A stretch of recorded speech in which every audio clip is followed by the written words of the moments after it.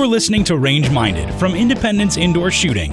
Before we get started, I want to remind you that we are on both Apple Podcasts and Stitcher now, so please subscribe to us with whichever podcast service you prefer. That way, you'll always get the most recent episode as soon as we put it up.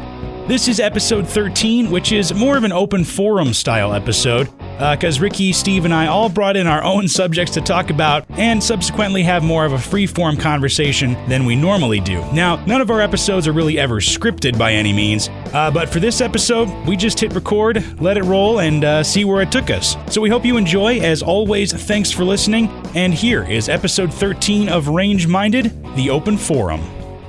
Hello, and welcome to Range Minded, episode number 13. 13 already. Lucky number 13 with Ricky Kasner, Steve Zimmerman, and myself, Mark Long. Should be a fun episode. This one is going to be a little bit different than what we're normally have been doing. It's going to be a little bit more of an open forum. We each have one thing that we want to talk about. We haven't discussed together what nobody knows what the others are going to say. And Steve has a sly smile creeping upon his face. Steve is smirking. No, I got a lot of topics, so I'll just wait how the moment flows. We'll see. He said that he might offend people. We're not sure how this is going to go, but we're just going to give it a whirl anyway. It just depends, man. Maybe I won't talk about offending people. Oh, before we get started, I want to tell everybody we are on iTunes now, officially. Man, you can't celebrate too much. We're on iTunes and we are on Stitcher. So you can get us on your iPhone now or your Android. Stitcher. Oh my goodness! I was at we were at the Boise Music Festival. Don't talk about that. That's up for me later. I was just saying, just give me a minute. It's going to be a saucy episode today. So we I let people know, hey, we know we have a podcast, and I mentioned that we were on iTunes, and the beautiful accountants on their faces left and said they despise iTunes. The accountants? Yeah, but I might have to cut that out. The accountants? No, the people at the Boise Music Festival. They said they hated iTunes? Yeah, they're like, and I says, well, we're trying to get on Stitcher too. They're, oh, okay, good. Oh, so actually, probably what really happened is they're running something other than iOS. They're probably running an Android system. If they've got they've got an Android phone. Yeah. I know what you guys are talking about. I get what you're throwing down now. What Stitcher is. It is a pod. You cannot sneak things past me. You're too fast, Ricky. That's why you don't have a smartphone. That's right. It's too low speed for you. Yeah. But we're on iTunes and we're on Stitcher now. So wherever you get your podcasts, we're there now, which is fantastic. So please subscribe, give us a rating, maybe some comments. Tell everybody you know that Range Minded Podcast is now on iTunes and Stitcher. Yeah. So we are young. We're still learning and getting in the groove. So sometimes our content might be boring and dry or scattered. Yeah. So but we're just three scattered dudes. Is always fun though. Three dudes talking about everything and anything firearms. Mm-hmm. But it's fun. Yeah. I think we have a good time. We'll try. And we hope you have a good time as well. Heck yeah. So this one's going to be a little bit more open. We each have a topic, like I said, we're going to talk about, and we're going to see where it goes. Yeah. So I think we're going to start with Steve. Might as well just get Steve smirking over there. He's got a bunch of things going through his head right now. So it depends on how offensive I want to be today. Well, on a 1 to 10, how offensive am I allowed to be? Might as well just jump in the deep end, man. Doesn't bother me none. And then we'll tone you down. Ricky's, might as well turn it up. It's easier to ratchet it down than ratchet it up. I guess I was bleeped out last week for saying retarded. It was a couple weeks ago. Are you going to have to bleep that out? No, maybe I'll leave that one in now. So just so everybody knows what you said. We're going to have to bleep everybody. Or bleep Steve on everything. All right. Well, I won't take the most offensive route today because it'll isolate some people, and not individuals, just groups, and they carry guns and I carry guns, so we don't want to have a OK Corral shootout. No, so Idaho, July 1, there's a bunch of new laws taking effect. Right. You guys hear about this stuff? A little bit. So there's some awesome laws. I travel a lot. I drive a lot. I put hundreds of miles on my car every month. Hours and hours and hours behind the steering wheel. So one of my most favorite laws that are taking place and there's two that I really care about, but this is definitely one of them, and I'm not sure if it's number 1 or number 2, is the left lane camping law, which I heard about call this. it the left lane camping law. That's really not what it's called, but it's going to be fabulous. Yeah, So- what that law is, Yeah. can you describe it? Yeah, so thankfully now what it is, like I say, because I drive so much, it becomes an irritant to me, is so on the highway between Boise and Pocatello, it's 80, right? So people do 85, 90. You're flying by, yeah. You're going pretty quick. I don't. You I don't don't speed. do that. I don't speed. Yeah. Heavens no, that's against the law. Right. But you get these people, Grandma and Grandpa Jones, they'll be camping out in that left lane, 55 miles an hour, impeding traffic, barely passing semi-trucks. Actually being a danger on the highway, a legitimate danger. So now, Idaho State Police have the privilege of ticketing folks that camp out in the left lane. Because the left lane is actually for passing. Weird. I always thought that was the law anyway. It's common sense, but it's not the law. Okay.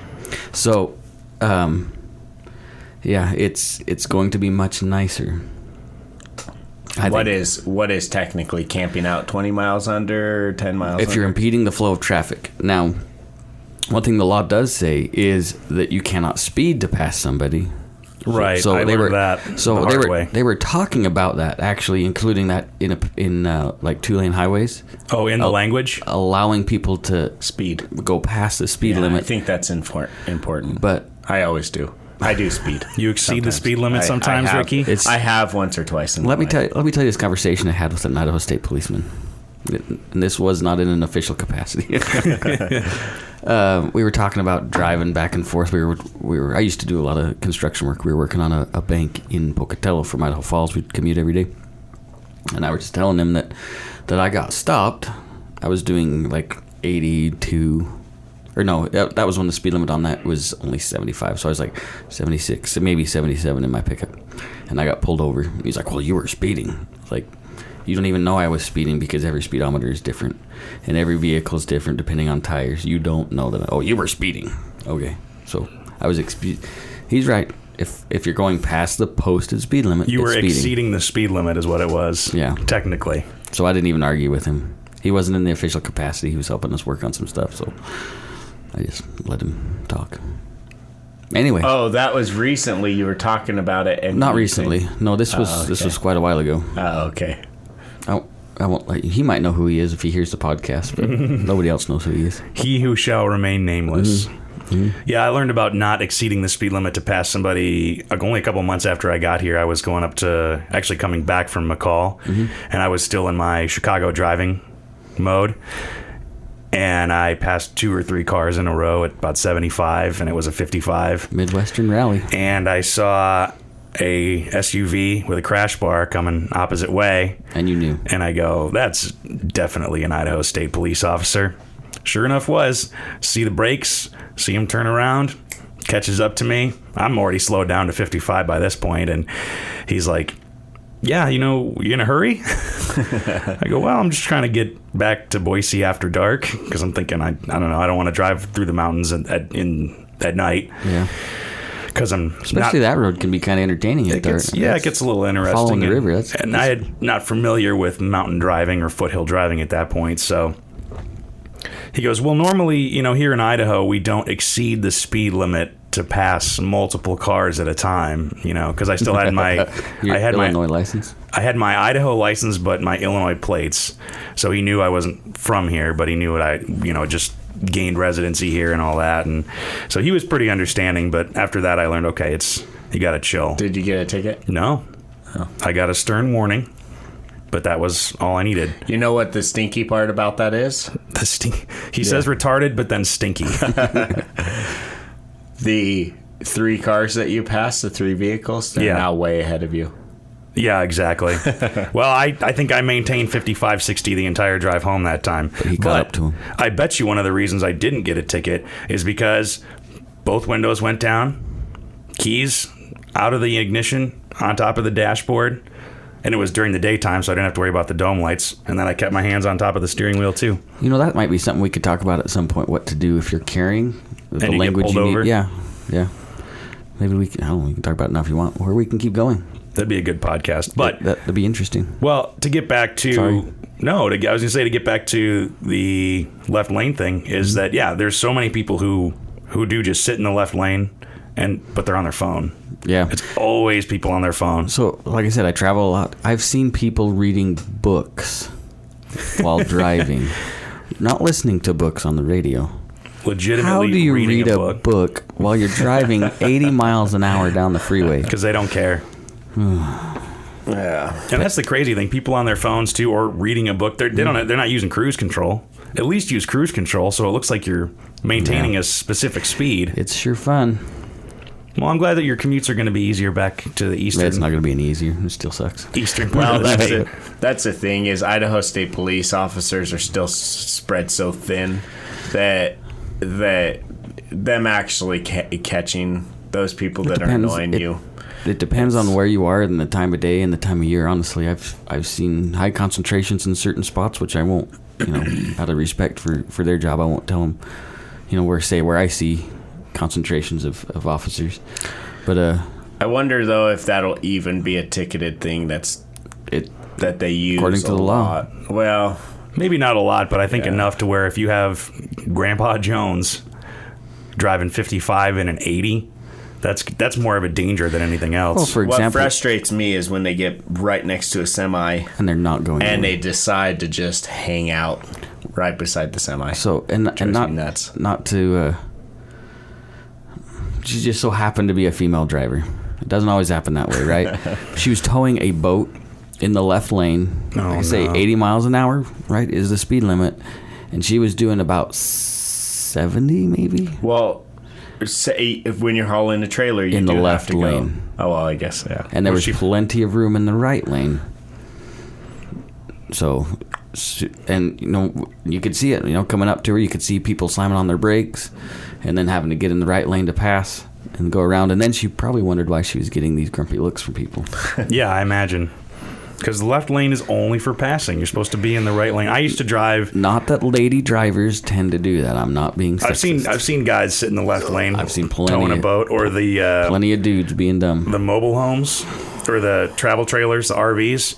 Those things are notorious for just putzing along on the highway. And that actually, what you said, Ricky, about people just maintaining the same speed as the car next to them. It's my biggest pet peeve with Idaho drivers. 2 lanes, right? Like even a 4-lane road, like Fairview or U-Stick or any of those. Mm-hmm. I know where this is going. It's because Idaho drivers are friendly, and we like to have friends. Oh my God, frustratingly friendly and courteous and all that. Don't be courteous. Don't be friendly. Don't be nice. Be predictable. You have 2 cars. Takes me way back to the other night. Ricky, 2 cars going the same speed in either lane, and nobody can get around them, and they're going 5 or 10 miles under the speed limit. It's like, oh my God, this is just driving me insane. It's raising my blood pressure now. I may or may not have done that when I was a kid with my friend. We both had Celicas. He had a red one, I had a white one, and we thought that was fun. Every once in a while, to impede the flow of traffic. Yeah, See, out. I don't mind people driving. That's a jerk kid for you right there. I don't mind people driving slow, but just get out of the way. Yeah, I like to go just the speed limit on surface streets. Like I try to just really. Yeah, I don't really care to speed on the surface streets in town or anything, because you never know what could happen. There's a lot of people coming out of driveways or whatever. So I can see, backcountry roads.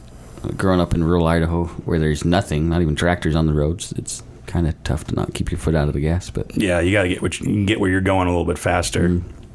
I don't know. I grew up in that suburban city environment, and it's easier for me to get out of the way. It's not even the speed. It's just get out of the way. Like if I need to get out, and maybe it's as a motorcycle rider, I like my space. But man, so Mark's the guy that's got his window down and he's raising his fist and screaming out the window. But my golden rule in life is to don't mess with people I don't know. So I'm conflicted because I want somebody to get out of the way, but I'm not going to be that jerk who flashes his brights or honks the horn or anything like that. And that's one thing with Idaho drivers, we really don't honk the horn. And you go to some of the more suburban states or urban states, whatever you want to call them, populated states. Yeah, honking horns. There's horns a lot. Yeah, we don't do that here. I have a question for you guys. I have an answer. What does this have to do with firearms? Nothing. We just had an open forum, and this is where we're going. I actually can bring it back to firearms. Let's hear it. So when I was a kid... you're done. Well, this is actually on my 18th birthday. I almost lost my life on my 18th birthday. Happy birthday. That got serious fast.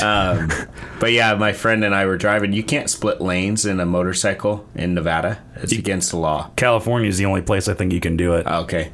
And there was a motorcyclist trying to split lanes, and you know, it was super tight traffic. It would have been ridiculous for him to try to split lanes. He was in a big Harley. And it does drive me nuts. Yeah. Sorry bikers. Lane splitting? Yeah. And so my friend and I, you know, this was probably not the best thing to do, but we swerve over a little bit just to say back off. No, don't come and split the lane. Because my friend just got a paint job. He didn't want his car all scratched up.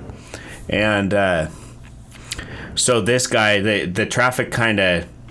We move into the right lane. We were in the left lane. We move into the right lane, and this motorcyclist pulls up beside us. So this is getting into like irate drivers. That's why I'm Road rage. Yeah, road rage. My friend and I are just like, dude, that guy was just an idiot.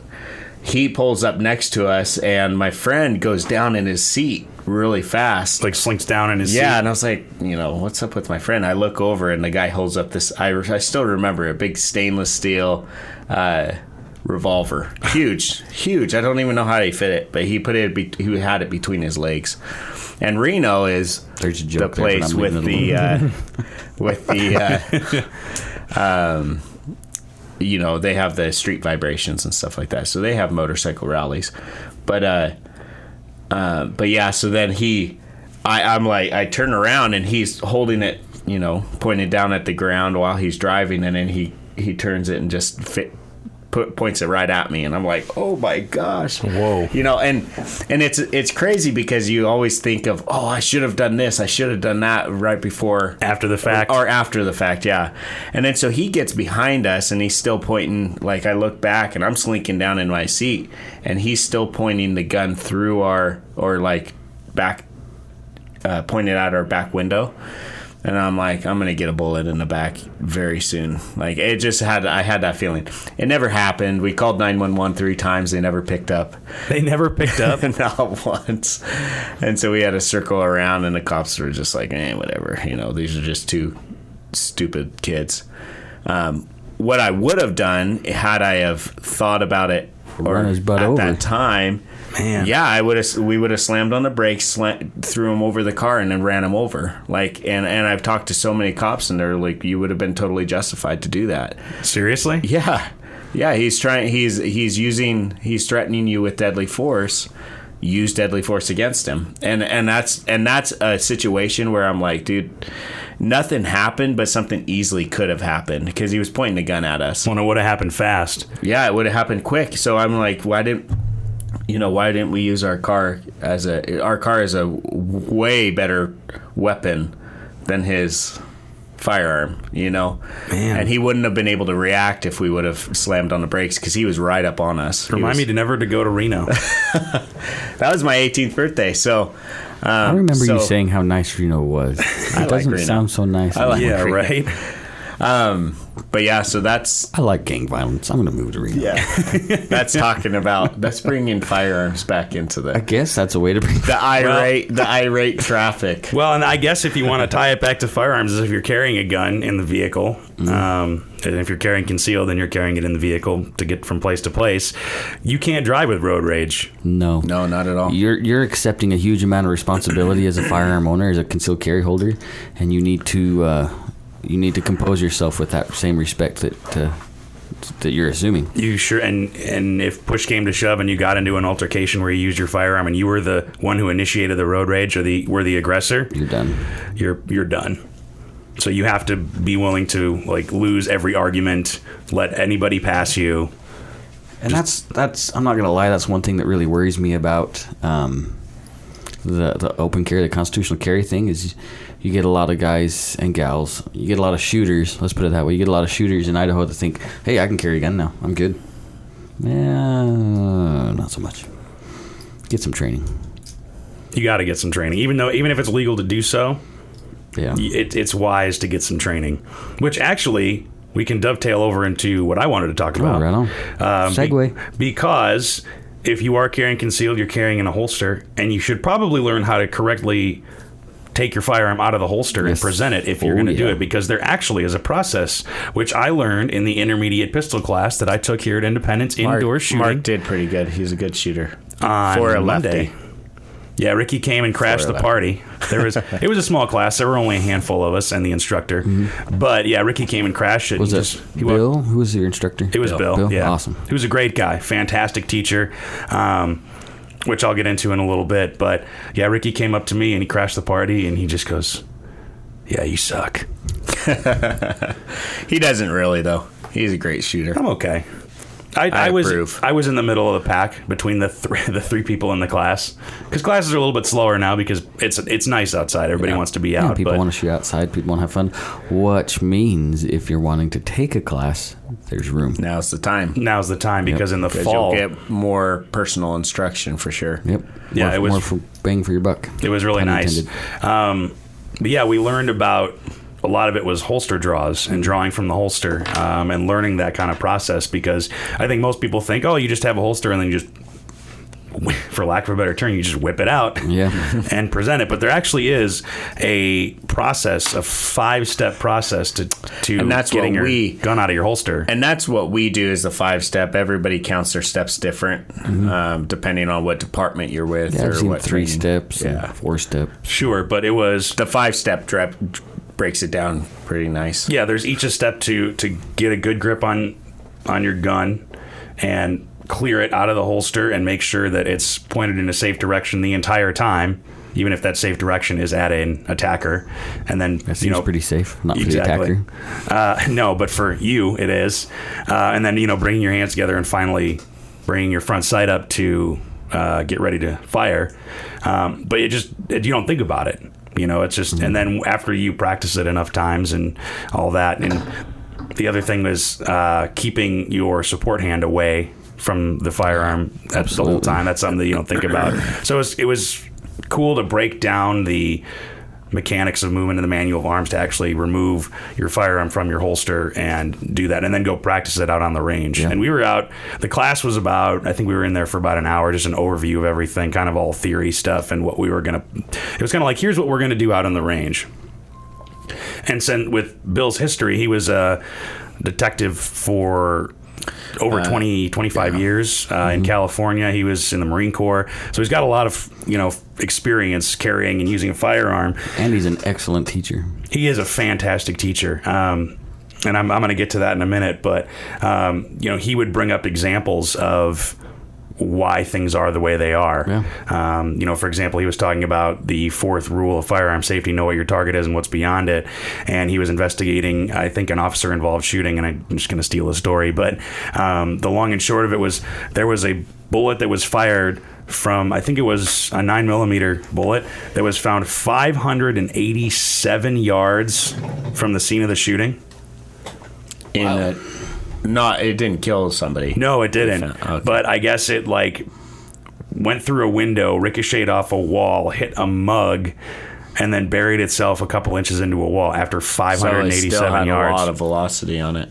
Yeah, and I think I have the caliber wrong, but the fact remains it was a handgun caliber that went that far. Imagine the forensic. Imagine the investigator on that situation, how he... Imagine the fluoride. Actually finding the round that far away. Yeah, isn't that insane? That's pretty amazing. So you have to remember that that's a thing. But we were also talking about how, if you don't clear your holster properly, or depending on what kind of holster you have... Oh, yeah.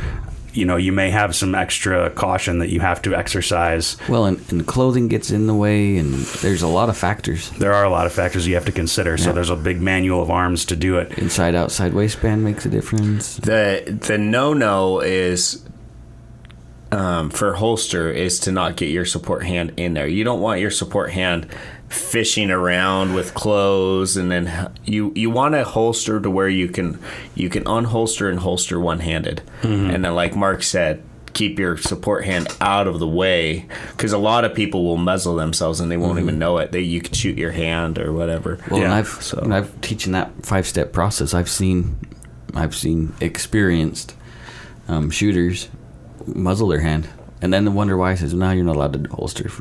No, and you're not. Yeah, and it's you don't think about it even. So that's why they teach you, or why Bill taught us, to keep your support hand kind of locked like above your chest in that area. And Jim likes actually to have them grab their shirt or something, so they're actively doing something with their hand. Yeah, to keep it there. Interesting. Yeah. Just as like a more of a mental thing. So, but the other thing was that Bill is a fantastic teacher. So going out there, he helped me a little bit with my grip, because my shot placement was opening up a little bit as we were shooting more. Because we started out with just 1 round, 2, 3. Start speeding up. And he goes, okay, step it up a little bit, and he noticed that my grip was my left hand, my gun hand grip was fine, but my support hand grip wasn't tight enough. And he said, believe it or not, that your support hand actually does more of the bracing of the firearm and keeps it more steady for follow-up shots and everything than your gun hand does, because your gun hand has to be loose to press the trigger and everything. And I'm like, oh, okay. So he goes, he's very hands-on, no pun intended, but he goes, touch the top of my hands and cam these together. So kind of squeeze the top of your hands together. It made all the difference in the world. And I even went home and dry fire practiced that night too. And I legitimately thought, or consciously thought, okay, cam your hands together up top. And there's no way that front sight moves now. Most of the time you have to kind of focus on it, but really it's your support hand, and just small changes like that makes a difference. And then he was talking about how, when I was going for the first step to grip your firearm, I would lurch forward, and he's like, yeah, you have a weird tell. You're lurching forward every time you try to grip your firearm. You don't need to do that. Yeah. You can just stand there and just grip it without having to do that. And something that's nice is you start to learn about the fluidity of motion, right? So if you limit the amount of movements your body does, the more efficient you're going to be, right? So a good instructor will help you get past those, like your tail, right? You'll be able to get past those things that take just fractions of a second, because those matter. Every fraction of a second matters, right? And any extra movement that's unnecessary is a waste. So that was really cool. And the other thing, just you can never go over the basics enough. No way. I think, grip, stance, trigger press, front sight, all that stuff. And being able to have somebody watch you and see what you're doing and how to correct it helps immensely. I could watch YouTube for 12 hours straight, but actually having somebody watch me there for 2 hours, we've all done it. It helps so much, and it makes you that much more confident in your shooting abilities, especially when you're learning from somebody with, decades of experience of just even wearing a gun on their hip. Yeah, absolutely. The professionals, what sets a professional apart from a novice, a beginner? They get paid. They get paid. They get paid. They get money. But no, they do the basics. They just do them faster, more efficiently, more fluid. And that's the thing is you're never too accomplished. You've never reached a destination where you don't have to focus on the fundamentals. I tell the students this. I don't care how long you've been shooting. At least for me, I've been shooting for years and years, but I have to, before I go in and after I am done shooting, I need to do some dry fire drills so that I'm not yanking that trigger, because I know I eventually will start jamming that trigger back, especially in a competition, and you'll miss. Yeah, under stress is a whole different world. Even we were using a shot timer for a couple of minutes, and I had never used a shot timer before. And the clock is running. It doesn't include a little bit of stress there, and it does change a little bit. My shot placement opened up a little bit. Absolutely. But at the end of it, we were doing mag changes and 5 shots and all that kind of stuff. And at the end of it was, he goes, okay, however much you have left in your magazine, shoot that, do a mag reload, and then shoot 5, and then shoot 5 more. And I'm like, okay. And so I had never really rapid fired before, and I didn't do it at lightning speed, but I shot faster and I shot in a tighter group than I ever thought I could. And I think that's the mark of a great instructor too, is that he made me shoot better than I ever thought I could. And fast. And pretty he fast. made you probably shoot better when you were shooting faster than you shoot normally just shooting slow, huh? Right, and to go back to the fundamentals, it was all in that support hand grip. That's all it was you hold on to that, you use that support hand grip a little bit tighter than what you think, and it just boom, boom, boom, boom, boom, boom, and it's right there. And I was like, damn. Yeah. That's pretty cool. So now in the competitions, I'll be thinking of that. And I'm going to outshoot you and John and Charles, probably. No big deal. But I was a fantastic class. Bill is a fantastic instructor. And I've even seen him practice the fundamentals. He'll do examples in the classroom, but before the class even starts and he's setting up, he'll do the fundamentals, and he'll practice. That's totally, I bet, and I don't talk to a lot of real competitive shooters. I've talked to a few. But when you go back and ask, hey, what's the most important? They're going to tell you sight alignment, sight picture, trigger press. Mm-hmm. Stance is going to be fluid, because especially in competitions, you're never going to get a perfect stance. So, I mean, it's okay to practice a good stance when you come to the range, but you got to think about that's a dynamic that's going to change. So, and even your grip. I mean, you want your grip to stay as consistent as you can, but it can change too. But it's going to change. Yeah, especially if you're in a self-defense situation. I mean, you may not get. You might be weak hand only. Yeah, you might not get a good. And actually, that's what's been found is a lot of people shoot one-handed because they're carrying something in their hand or whatever. They don't drop the briefcase. Yeah, they don't drop their stuff, so they shoot go one-handed. So yeah, your grip isn't perfect like you have it on the range usually. Yeah. And going back to the one-handed, where sometimes maybe you'll get just enough, maybe you don't have the space or you don't have the time to completely clear out of your holster and smack both hands together. So what Bill was talking about was clicking it over to where it's pointed out, but it's kind of resting on the butt of the gun is resting on your rib cage. Yep. So at least you have another point of contact to keep it steady, and you can actually shoot from this position. Did you guys shoot from that? We did not. But that's the retention and speed shooting class. Oh, okay. So that's the next your next class. Is the retention and speed shooting, and then the advanced drills, right? Mm-hmm. Yep. So you'll use all that stuff. Yeah, and at the end of the class, it's pretty much muscle memory, and so every once in a while I'll be walking, and I'll just practice that first movement to grip your gun, which looks weird. I can just see Mark walking downtown, just kind of probably freaking people out. Yeah. Well, what's wrong with that guy? A lot of things. Was that your thing, Mark? What? That your surprise topic? Yeah, I wanted to talk about the class because I really enjoyed it, and you can never go wrong taking a class. Yeah. Even if it's just the fundamentals, even if you're going over the basics again, you can always improve. You can always get better or learn something new. Oh yeah. Going back to what was mentioned, what you guys were both talking about, is how far the bullet ended, and that very easily could have killed somebody. Easily. I mean, it had the enough energy to do it. And so your name is attached, your responsibility is attached to every single bullet that leaves your gun, or it even enters your firearm. So that's the thing that I've been noticing a lot when Steve and I and others will go to these events, or go to big events, and we'll set up booths. And I've been looking out at the crowd and saying, okay, if an active shooter situation were to take place here, would I even respond to it in this situation? And you look around and you say, man, you see all the people walking around.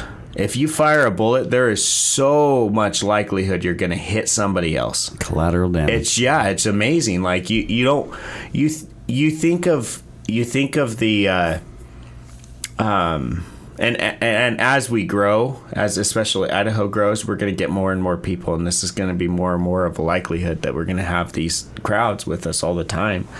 But you tend to think in your brain, if I had a self-defense situation, you kind of revert back to the range. Oh, well, there's the target.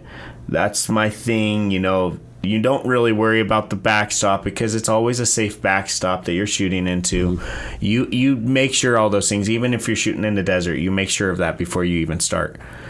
But when you actually look at the situations, and I challenge the people that are listening, when you're out there, out and about, looking at going to a shopping, a grocery store or a restaurant or any of these places, a gas station, start looking around and say, if I had to use deadly force right now, you're going to get that tunnel vision. You're going to get auditory exclusion. You're going to get all that stuff.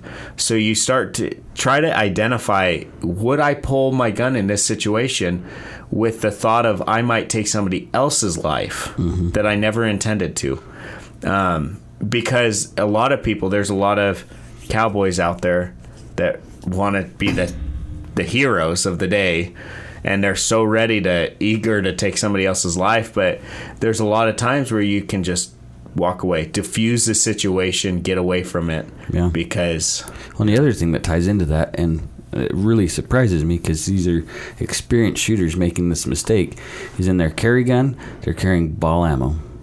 They're not worrying Does that about. happen a lot? That happens a lot. And ball can go and go and go. And that'll through. go straight through you. Through and through. And through probably somebody else, even if they're right behind them. I've seen ball ammo go through, well, one particular negligent discharge I witnessed. It wasn't out of my gun, thankfully. It was out of somebody else's. But he was shooting a 45. This 45, actually, to be honest, it was actually a hollow point. And what was amazing, even with the hollow point, it went through several crates. It hit a concrete floor. It then penetrated a metal rack, two sides of a metal rack, and then went through multiple boxes of cardboard. Must have been in 1911. It was in 1911. It was the other Taurus, PT 1911. But yeah, and when we found the bullet, it took us a few weeks to find the bullet hidden in all this stuff. We found the bullet, and that thing was completely intact. It had clogged, so the first crate had clogged the tip, with wood. So it didn't flower expand out. So even hollow points, I mean, man, that thing would have killed, that thing would have gone through 5 people had they have been standing there. So that's where doing your research on your defensive loads, trying defensive loads out, if you have access to gel and different medias or jugs of water, you need to understand that even shooting through glass can clog up those sockets and turn that hollow point into a full metal jacket or partial metal jacket. Yeah. And that thing was perfect, other than having rifling on it, and it had gone through steel and everything. It was perfect. All because just a little piece of wood had clogged it up. Interesting. Yeah. That's crazy. And that's the science behind, I know we're not talking about ammo, but that's the science behind the critical defense and the critical duty, I think they're calling it now. With the little silicone. With the little red Hornady silicone thing in there. Yeah, so that it'll expand. I mean, it works in ballistic gelatin. I don't know. Yeah, I've tested it. And this is where it's cool having Bill. Like, Bill's a detective. He's seen all this stuff in corpses. Like, he's seen what these rounds actually do. And actually, I think Bill he loves the gold dot. That's what I carry. Which is what's a spear? Yeah, right? Spear gold dots. Yeah. And it's for me, and it's not necessary for every shooter, but for me, I've made that choice to carry gold dots, partially on the fact that a lot of the local law enforcement runs it, and I know they've done extensive background testing and all sorts of stuff on that particular cartridge, and so I'll just piggyback up on their research. If it's good enough for them, it's good enough for you. And you could make that argument in court if it ever came to that. And honestly, that's why I do it. This is what the law enforcement here carries, and they've done a lot of research into the liability of it and this, that, and the other. So yeah, I'm pretty sure with Bill seeing the other side of it, he's saying the gold dots do their job and they expand and they don't. Yeah, he's a wealth of knowledge. You got guys that'll carry, because there's departments that carry the HSTs, but I've heard from several retired law officers that, and this was when they were just Hydroshock, that they didn't do what they were designed to do and cause secondary damage in different places. And so that's why, just from their past experiences, I chose to go gold dot. Yeah. It's important to consider your ammo choice, but if you're going to carry defensive loads. Don't carry ball ammo. Yeah, and there's so many out there, and sometimes, what might be right for what my carry gun is maybe I bought the exact same carry gun for my wife, same make, same model and everything. They may not feed through that gun. It doesn't like it. Yeah, you have to figure out what feeds the best through yours. So yeah, you gotta. Which means you have to come to the range and actually shoot your defensive loads. It's expensive. I know it's painful. It's expensive, but you really don't have to shoot that many. I mean, shoot one box through. Yeah, which is 20 rounds. And you're about $20 a round, maybe a little bit more, but it's cheaper than a court case or somebody's life. It's a little bit of insurance. Yeah. And then to bring that back to the court thing is you can say, yeah, I've went and tested this and I found this was the best, load for my firearm to minimize any sort of collateral damage, et cetera, et cetera. There's some rounds out there, some defensive loads, and I put air quotes up there, that I would never carry in my gun. They would rip you apart in court if they ever found that you were right? Oh yeah. Yeah, I think I know what you're talking about. If they found that you were carrying, and I won't throw any names out there of these, but you just have to look at them you'll know. I've tested those too. Yeah, I would never.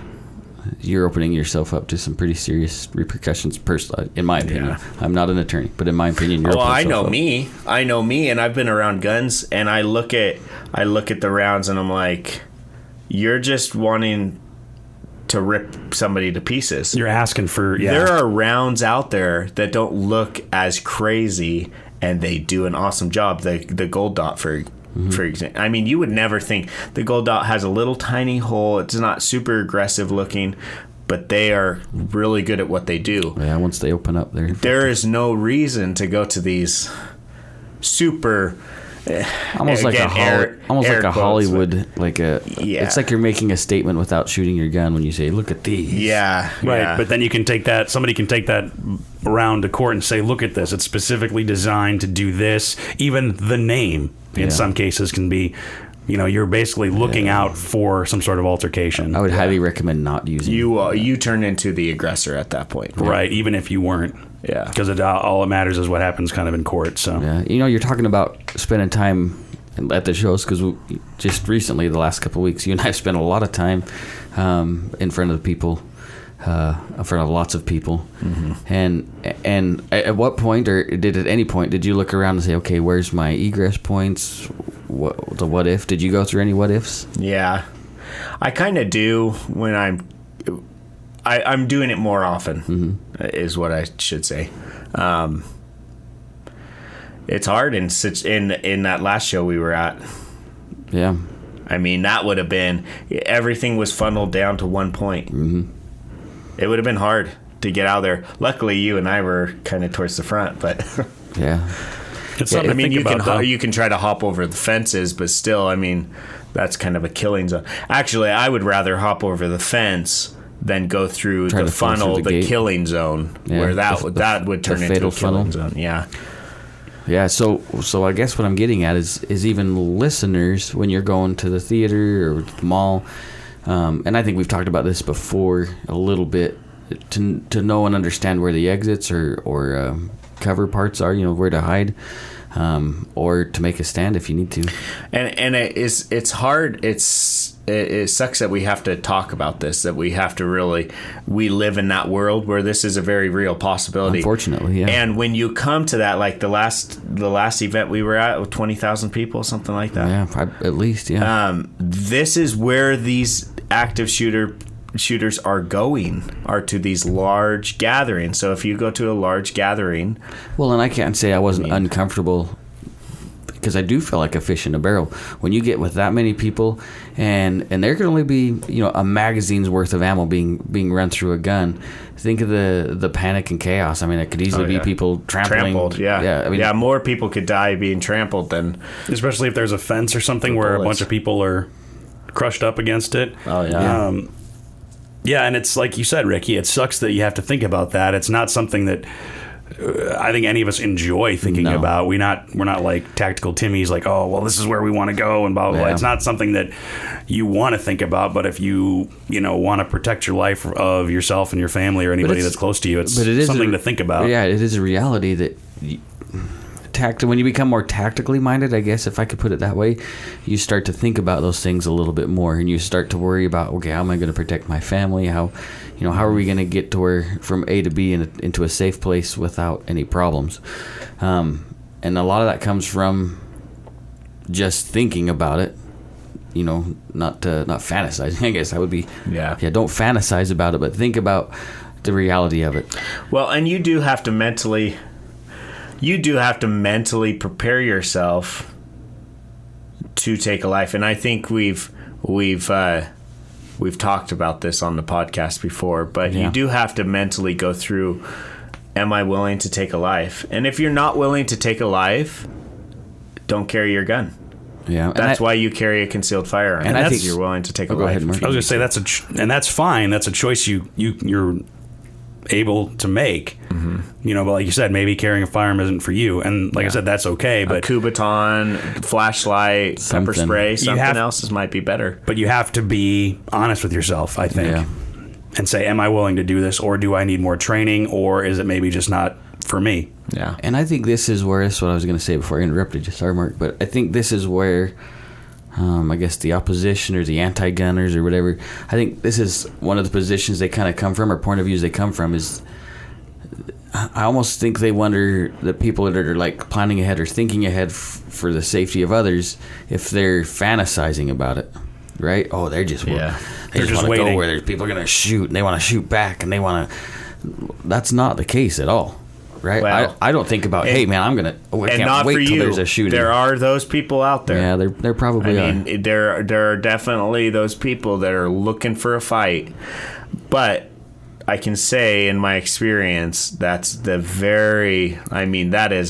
is small. It's a sliver. Minority. It's a sliver of the gun population. And I think for the most part, and we've used the phrase before, most part people are sheepdogs, right? They want to be the sheepdog and not the sheep. And sheepdogs, they protect the sheep against the wolves. But like I said, I wonder if they feel like we fantasize about the opportunity to save the day. Mm-hmm. I think where the issue comes in is that there are some people. Maybe it might be a small sliver, of the gun population. And I agree. I think it is a small sliver of the gun population, but they're more loud about it. They're the most vocal. They're the most vocal, and there's a silent majority of people who are gun owners or who are concealed carriers, and they don't, you would never know. Yeah. But it's the people who maybe loudly open carry. Because even somebody who open carries, you might not ever notice. People at events, so we do. Oh, yeah. We see those people at events. And sometimes I'm like, oh my goodness. So one of the gun celebrities that I enjoy in the firearms world is named Coleon Noir. I'm sure you guys have heard of him and seen him before. This is a couple of years ago before he got super big, but he had a video talking about that kind of person. And I can't say what he actually says, but he calls those people, I wish an MFer would do this, and it's like those are the people that are actually looking for a fight. Yeah, and unfortunately, those people are out there, and those are probably the people that are going to cower when something does happen. Right, but it's just like somebody who talks about how tough they are and all that kind of stuff, where it's not necessarily. It's more for show than anything else. And unfortunately, it gives, I think, gun owners a bad name. It does. Oh, yeah. I think, and like that kind of goes back to what we said about carrying a gun, having that responsibility. I think there's also a responsibility to respect people's maybe discomfort or hesitancy towards firearms, and anything like that. Or, people, what's funny is I think what anti-gunners and pro-gunners can agree about is that nobody wants a life to be lost. Nobody wants to kill anybody. Just our avenues of how that happens may be different. Nor do we necessarily need to see a firearm in. A cop walks around with a firearm, and that's fine. I loved seeing at the event, the last event we were at, the cops were walking around. They had their firearms on them. Yep. It's awesome seeing that we have that support if we need it. Well, the other thing was nice to see was the people at the event respecting the authority of the police officers. Yeah. The cops weren't overbearing. They weren't like, hey, I'm the man. And the other people weren't like, oh, yeah, get out of here. There was a mutual respect.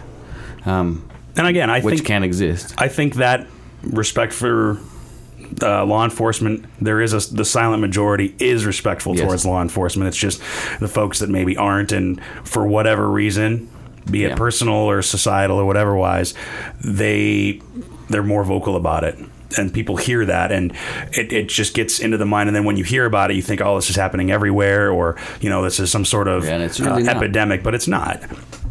But yeah, I think that if you're going to carry, whether open or concealed, I think you do, like you said, Steve, you do have a responsibility, but there's also not only a responsibility in regards of safety, but a responsibility in terms of representing the gun-owning population, in that you're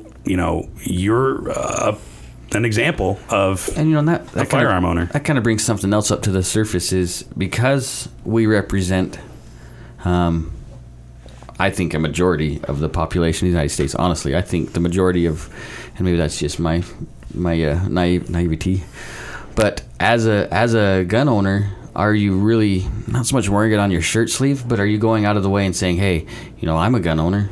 You hear people talking, say, hey, don't mess with me. No, not so much that, but in the office, people might be saying, hey, guns are evil, and look at all the bad thing that guns do. And if they see somebody else that is a gun owner say, hey, I own guns, and we go target shooting all the time, they might look at gun ownership in a different light. Say, Bill over there in accounting, he owns a gun. He's a pretty normal guy. And, so I think that's one thing where gun owners have failed a little bit, is being so quiet, because now it's almost to the point where it's embarrassing. In some areas, it's embarrassing that you're a gun owner. Coming from Chicago, right? Some people are really introvert about, I own guns. Yeah, I mentioned back in a couple episodes ago that I almost felt kind of stigmatized against it, where I didn't want to tell people because I didn't know what their reactions were going to be. I didn't want them to look at me differently. Well, they might start thinking, oh, Mark was normal, but maybe he's too quiet, and maybe he's going to be that one that's going to shoot at the whole place. And it's unfortunate, because that's how we understand and see that the anti-gun campaign, is effective in some avenues, because it is creating this stigma about guns are awful. Yeah. And it really, honestly, they're taking the exact same playbook as they did with cigarettes. Because they used to be obviously really popular, accepted, prevalent, But now it's like, okay, first we're going to tell the kids that they're bad, and then we're going to have this whole anti-smoking campaign, and we're going to put it everywhere, and show deaths, and it's the exact same thing. We're seeing that exact same or a very similar campaign with firearm ownership and guns in general, and you'll see now that the banks are backing off.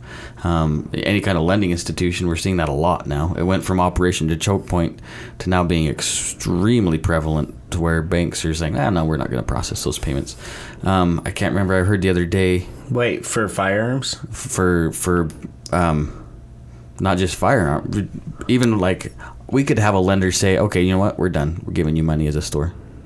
And it's becoming very popular. I can't remember, and I'm kind of talking out of turn. There's a company that has millions of dollars that their bank is not cashing for them, in payments, stuff that it's their money, but the bank is like, oh, you know what, you're a firearms company, we're not gonna.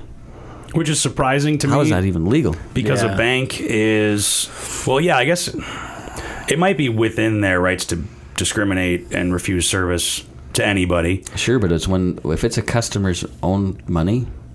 Yeah, that's theft. That's an interesting point, and you'd think that a bank, and I'll get more detail on that.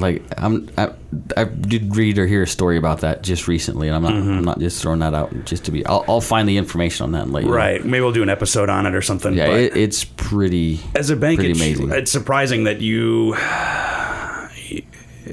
that discriminatory about where your money comes from. Mm-hmm. I guess. Well, we saw Bank of America backpedal on that because they were like, "No, we're done," and now it's like, "Oh, we realize that we just pissed off a huge population of our clients." Well, I think it's what they call virtue signaling, where it's they want to show that they're standing with somebody, and they're taking a stand in one direction or another, and you have to at least respect them for that. But if they're backpedaling on it and everything, then you have to kind of question the authenticity of it. Mm-hmm. Yeah, it's all emotion based. Well, so you have Yeti, right? Yeti came out against firearms and everyone boycotted. But Yeti hasn't backed down. Yeah, they did. Oh, did they back down? Yeah. Oh, okay. Because they went, and the NRA was a huge supporter of And Yeti coolers. it sounds like that was a bigger misconception than reality. And I don't know. I get sick of all that stuff. I don't even pay attention to half that stuff anymore. Well, the fact of the matter is that if you're a concealed carrier or you're an open carrier or even just a firearms owner, you have to remember that you are an example of the firearms community as a whole. And I guess that's what I'm getting at is don't be scared to talk about it. Maybe be proud of it and be a good example of it. Don't be like in the supermarket, like, yeah, I'm carrying, check this out, and pull your gun out of you. That's a good way to get in trouble. But invite somebody to the range. Invite them to a class.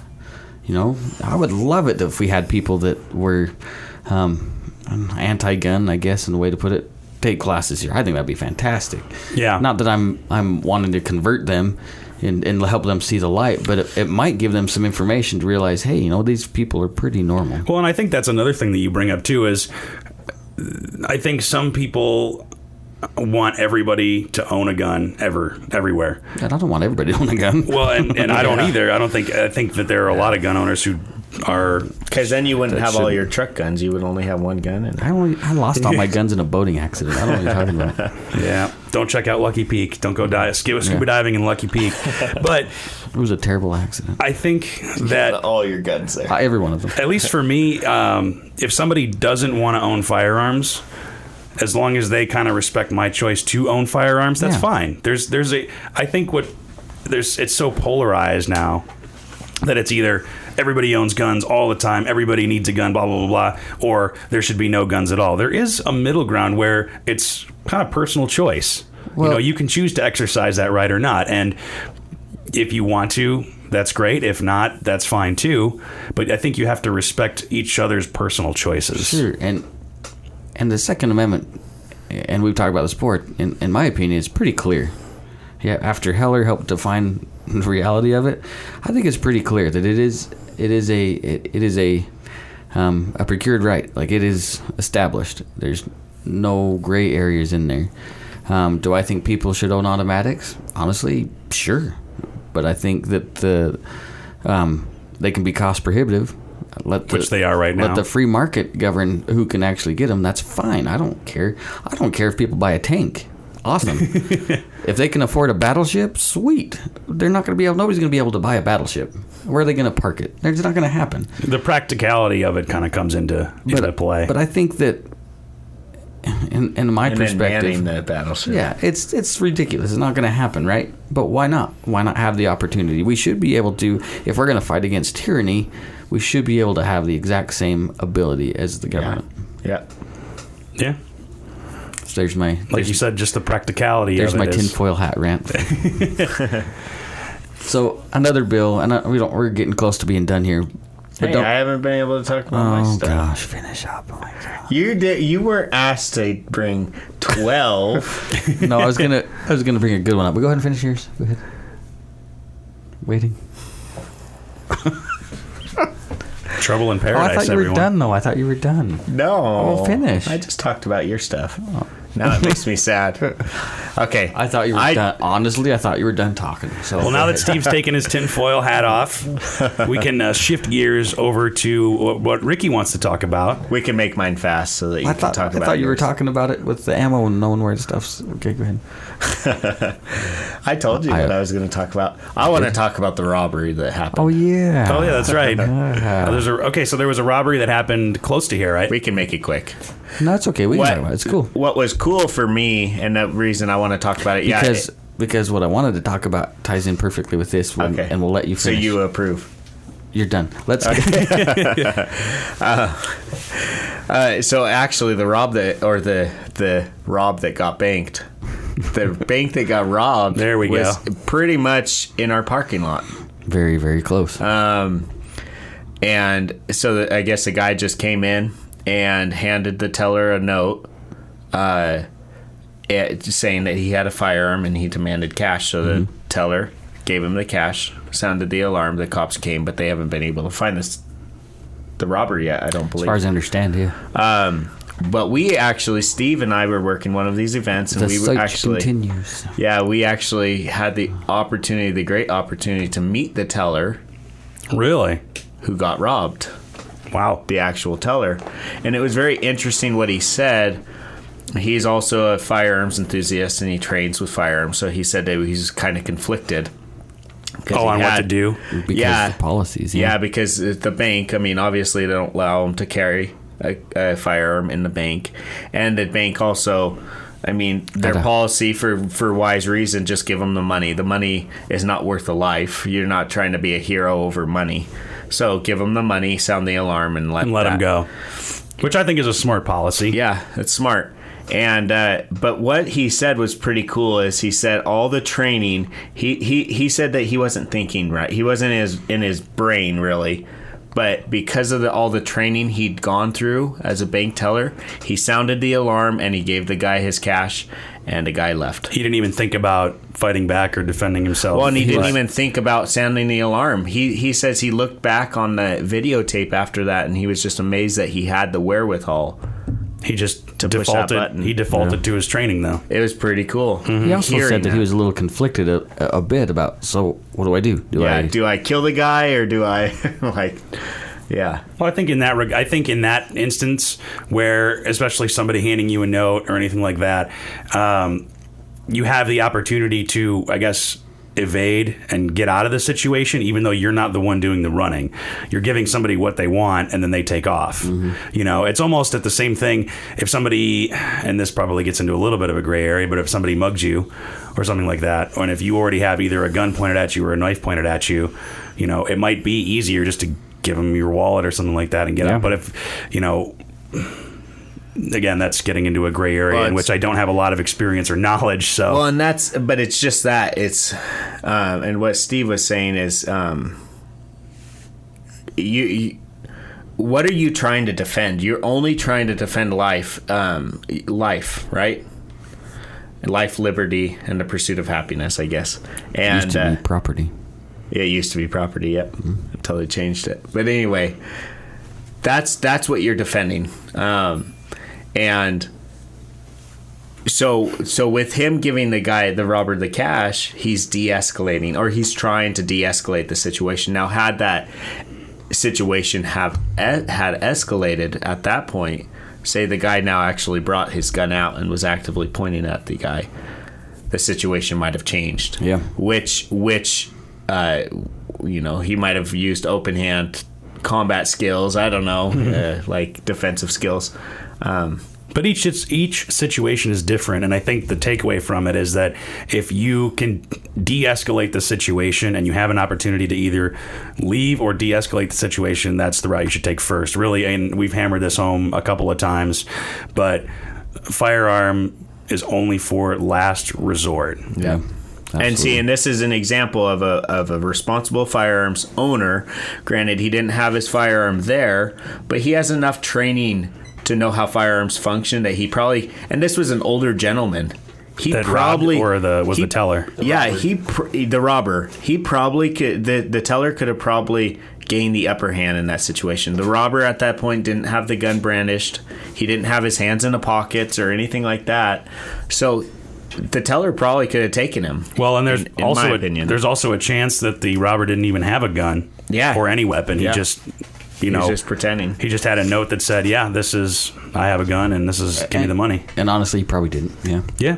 Or maybe there was he had one that wasn't functioning or wasn't even loaded. Yeah. You know, there's so many different possibilities. So, but it's not worth your life. It's not worth your life. Just give him the cash, and if you're a bank teller. Mm-hmm. But which I'm not. That brings up another point, is that he defaulted to his training. He didn't even think about it. He just trained. When he said, press the alarm button, give him the cash, and see you later. Now, he probably easily could have carried a gun at work.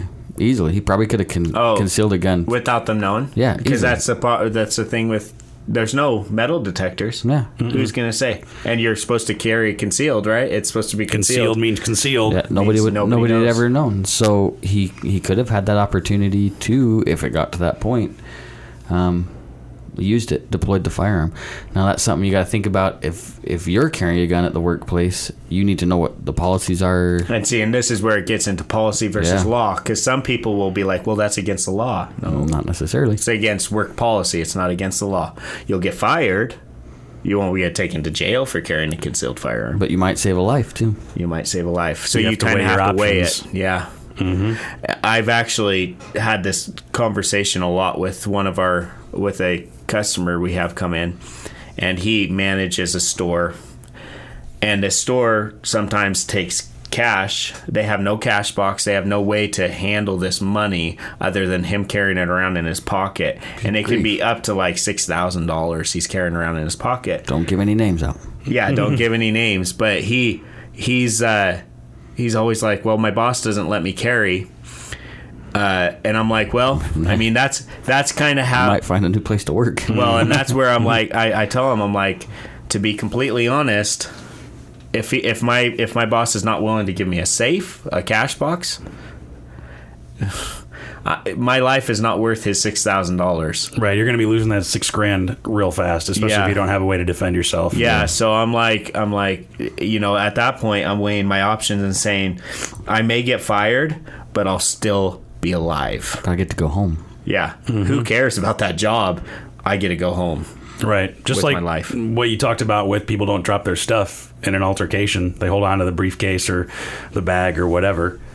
Kind of the same deal. It's not worth holding on to if it means your life. Yeah. So there you go. Yeah. Steve had a bill that he wanted to talk about. I did. So We'll close with Steve's second thing he wants to talk in about. reality, this is what the real thing that I should have talked about, and we've talked about this before. Taking effect. You're telling me that traffic is not. No, yeah, that was appropriate. it was fun though. It was fun to talk about, right? July 1, Stand Your Ground takes effect. Yeah. Oh, that's right. Yeah. That's right, because they passed Idaho. that. We talked about that in A few episodes Episode ago. 2 or July 3. 1st is coming up in 4 days. Yeah. Sunday. So remember, it just codified state law. State law already said that that you could use deadly force if justified only as far as somebody's going to threaten your life or the life of others in your home. But it did define a little bit more of what a domicile was. It included your car and your place of work. Yeah. So let's go back to that bank teller. That's why this kind of feeds in good with that. Is legally he could have been justified if it That's got to his that domicile. point. Yeah, it's a domicile. So if you really want us, we're not going to take a lot of time talking about this because we're getting close to being. Well, and how is but- Stand Your Ground different from what we were having? How is this? And I know we've already talked about it in a past previous podcast, but yeah, how is this different from what we've already had? Well, the state was just going through case law, and this was what the opposition view on it was what already exists. People are, now it just gives them the right to shoot anybody that comes into their house. No, it doesn't. It just codifies the law as law. It's not just a state opinion, a court-ruled opinion. It's now in the law, and it helps protect individuals that may have to use deadly force. Well, and this is the thing. So in the case of the teller and the bank robber, we could have with the law it is currently, he would actually have to see that deadly weapon, right? Yes. And know at least or feel in fear of his life with a certain object if that guy had his hands or something like that. But in this, with Stand Your Ground, he can assume that man is armed and dangerous because he threatened him with a piece of paper. He said he had a gun. And it also brings up in the commission of a felony, right? So last time I checked, robbing a bank is a felony. Yeah. So another thing is when one of the other employees and I started talking about it, because it counts your car as a domicile. I was, oh man, if that guy's killing my car or taking my car stereo, I can blast the fool. No. Jeez. The car's got to be occupied by you. Mm-hmm. So we're talking more like a carjacking or something of that nature.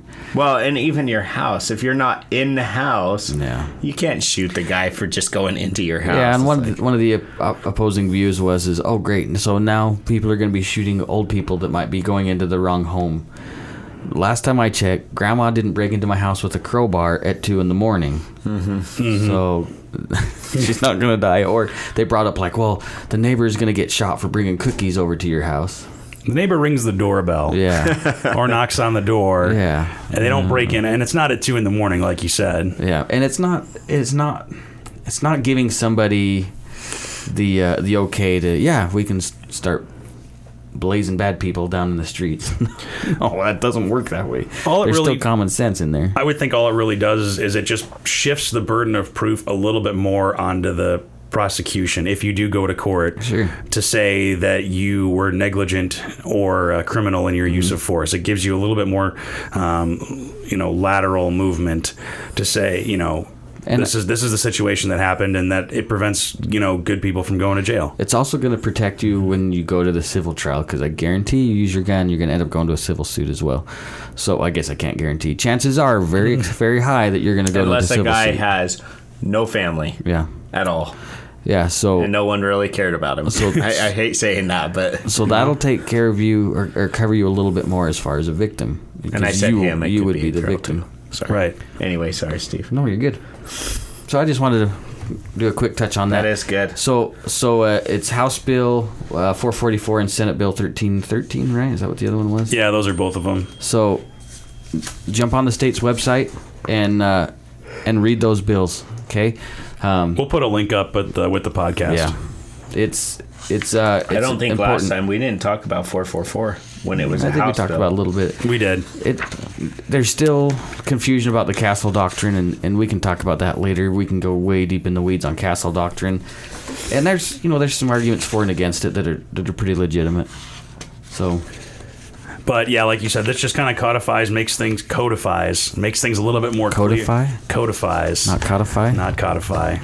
It makes things a little bit more clear about different situations based on case law in the state. So we'll put those links up on the Facebook and the podcast page at iishooting.com/podcast. And I think we'll close for now. I think we covered a lot. Yeah, it was, so hopefully a fun episode. Hopefully you enjoyed this open forum conversation. And if you want to hear my real rant that I didn't put on here that would offend people, you can come talk to me at the store. We'll save it for next time because now I'm curious. But if you liked it, didn't like it, want to hear something else, email us, podcast at iishooting.com, or find us on Facebook at Independence Indoor Shooting. You can also just check out iishooting.com/podcast, where you can get all our podcasts as well, in addition to iTunes and Stitcher. Yes, I'm so excited. And don't forget, if there's some particular topic you want to hear, email us. Let us know. We'd be happy to do some research, find some guests or something that can get some information to help you out. I just wanted to take a guess at what did it also include traffic issues? It did include traffic in parking lots. In parking lots. Okay. Oh dear. We'll save that one for after I hit the button here. But that's for our podcast. The after centered show. Specifically on traffic violations. The after show. Let's just say, if you profess to be a great driver, that great driver should go through no matter whether you're on the road or in the parking lot. Or a good person in general. A good person in general. Yeah, I was fair enough. I was a little frustrated. I was making Ricky laugh the other night. Oh man. So, well, on that note, thanks for listening, guys. And we'll talk to you next time. See ya. Thanks for listening to Range Minded. If you've got a comment, question, idea for the show, or any feedback, send us an email to podcast@iishooting.com, or send us a message on our Facebook page. Just search Independence Indoor Shooting. Again, thanks for listening to Range Minded. We'll see you next time.